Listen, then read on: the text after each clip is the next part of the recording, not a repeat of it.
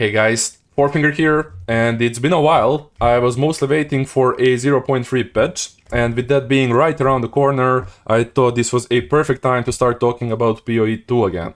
Currently, we have a lot of OP stuff in the game, and GGG has already confirmed that they are trying to buff all of the unused abilities to make them more viable. I think it's only fair that they nerf some of the OP stuff, and today I'm not going to cover any of the main abilities that you use as a primary damage source. I'm just gonna cover one buff and one spirit gem, and let's start off with the buff first. I'm sure a lot of you have seen like thousands of videos where people one-shot like tier 4 difficulty bosses, and if it's a melee build, there's usually always one thing in common, and that's Infernal Cry. And not only there, a lot of people have been complaining how Perfect Strike is really OP on maces while leveling because it does crazy amounts of damage. Perfect Strike on its own is fine, but when you combine it with Infernal Cry, it becomes insane. Because this ability basically empowers your attacks to gain 35% or 25% without the quality of damage as extra fire damage per 5 power of enemy. Sorry, that's kind of hard to say.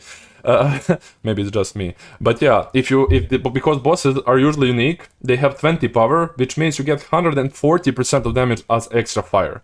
And this on its own, it's really OP, but then on top of it you have support stuff like Premeditation, which is 15% more. Then you have Enraged Warcry, which gives you 30% more damage, but consumes 10 rage, and getting 10 rage is really simple. You just put down any totem or orb, and then you support it with Font of Rage, so this is really easy to get. And then on top of it, you can also recoup all of that rage back, and then do even more damage. You get the idea.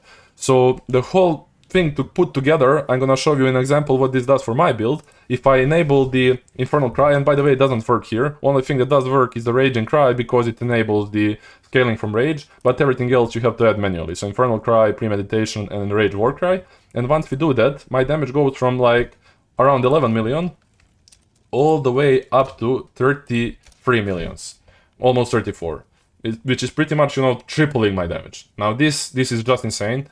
And sure, because I'm playing a monk, I don't really have to worry about fire res. I have critical hits ignore, non-negative enemy monster elemental res. You also have Beacon of Aziz if you're playing any of the other like elemental builds. But even if you're playing any kind of like a physical based build like a Sunder, you can just use Flammability combined with the exposure and burning inscription, and most of the fire resistance is already gone. So this thing is just insane.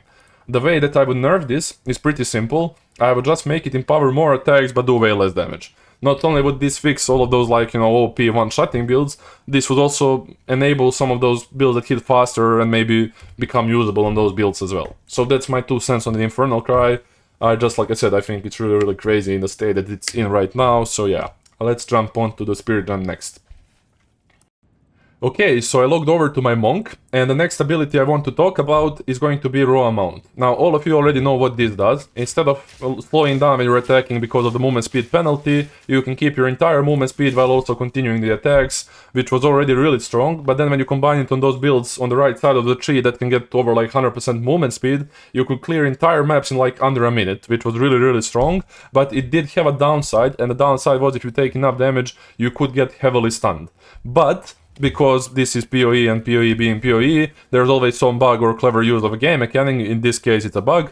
If you go CI and get your maximum life to 1, and then you pick any, either from Jewel or from this node, any additional stun threshold equal to % of your ES, you can become stun immune. So you can no longer be stunned, and that on its own is already a big deal. Not only are you chaos immune, you're stun immune, and it also opens up stuff like Minion Pact, which basically doesn't work with life because you take too much life from your minion, eventually just dies. With this, because your life is 1, you're sacrificing 100% of your maximum life, which is 1, from your minion, which is nothing, to get 30% more damage. And since you also get kind of support gem starved at some point, this is a great addition and a further buff to your build.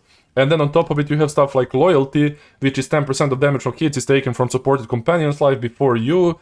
I'm not 100% sure if it works or not. People have said that it does. It's kind of hard to test it because there is a huge roll range when it comes to most of the attacks, but I'll take their word for it and say that it does. So if it does, you have 10% DR, you have extra support gem for 30% more damage, you become chaos immune because of chaos inoculation, you become stun immune, so already you can see a bunch of synergy. But then to top it all off, there's extra synergy to be had that makes it even stronger. So what's this synergy? Well, it's mostly with the bow skills. and I'll explain a few of them that work with this. But first of all, people in the last patch have not been using Tornado Shot because they've been using Ball Lightning and Orb of Storms. And in order to nerf the broken interaction with Rod, GGG kind of nerfed the Orb of those orbs to not be able to proc arrows more than once per second. So you couldn't do that crazy amount of procs and explode bosses and freeze your PC. So instead, you can use Lightning Arrow, which does the same thing, but obviously it's limited by your attack speed.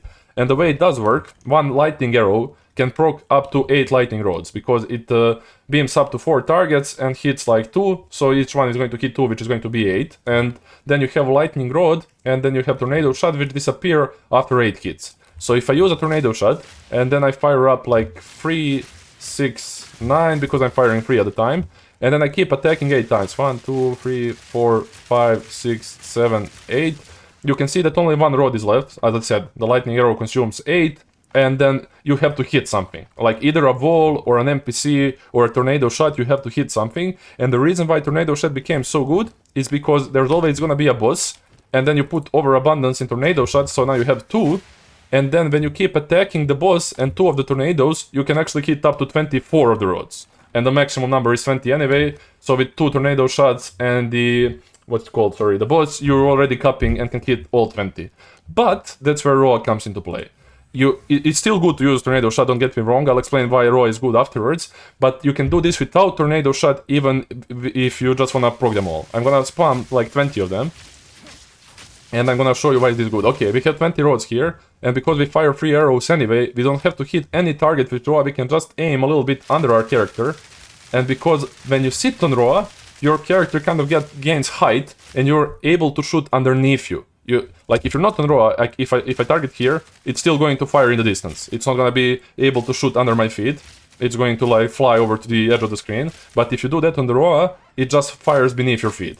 And in this case alone, even without tornado shot, you can proc all 20 with just 3 arrows. All you need is 3 arrows, because like I said, each one is gonna proc 8. 20 is maximum, so 24 is more than enough to proc all of them. You just fire somewhere close to you, and it procs all of them, which is really, really strong.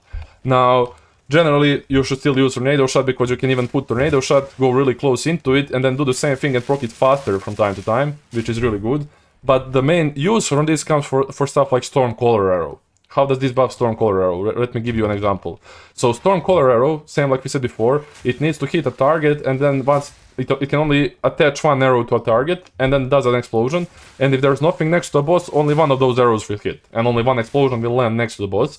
But if we sit on the companion, as we said before, we can aim underneath us, and then you can proc all 3 explosions on the boss, and you can keep like, you know, tripling your damage from the explosions, obviously, not the arrow part itself, which is really, really strong. So I was like, dear god, if only this worked on Snipe, because Snipe is so OP and the explosions do overlap. If there's Exile-like texture behind it, this would be broken OP. But thankfully, it does not work on any of the OP stuff. So like Snipe, Spiral Volley would be like a new lightning spear for the next patch if it worked on Rhoa, but it doesn't. Same thing for Detonating Arrow. So Detonating Arrow, Snipe, and Spiral Volley don't work. Freezing Salvo does work, and you can stack like 9 of those. You can use like 9 Freezing Salvos and run with it and keep using it without the downside, but honestly I don't think it's that good in late game, but it's really good for leveling, to be fair. Overall, if you run Stormcaller Arrow, this is great. Like I said, you can get like 10 arrows and then spam in front, get some AoE, and you can get crazy clear, really good boss damage if you don't want to play stuff like Meta Lightning Arrow and Lightning Rod. So that's pretty much it for Rhoa. Sorry for rambling a bit too much. Like I said, it just enables a lot of bow stuff. It gives you a lot of synergies. I think it definitely needs to be nerfed and fixed. Like, this interaction needs to be fixed so you still can be stunned to make it fair. So even live builds have the same treatment. And then, yeah, the rest is fine. I guess this is fine. You know, you get CI, you get 30% more damage, more than good enough. Thanks for watching, guys. I'm gonna start making a lot of like leveling guides, league starters, even though we don't have the patch notes. I'm pretty sure I have some secret arsenal weapons that I can give you that's probably not going to be nerfed, and it's going to be OP for the league start. So I'll make more videos, stick around, and I'll see you guys in the next one.